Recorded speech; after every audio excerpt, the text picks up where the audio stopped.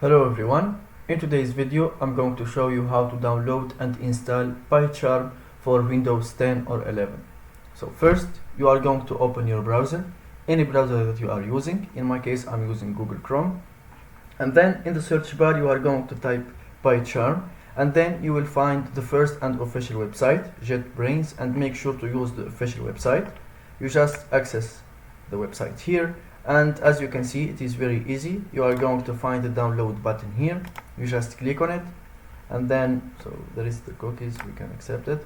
And here as you can see there is two versions. You can use the one that you want, or the one is suitable for your laptop, and then you just click on download button, and as you can see the download will start. And once it finishes we are going to click on this file.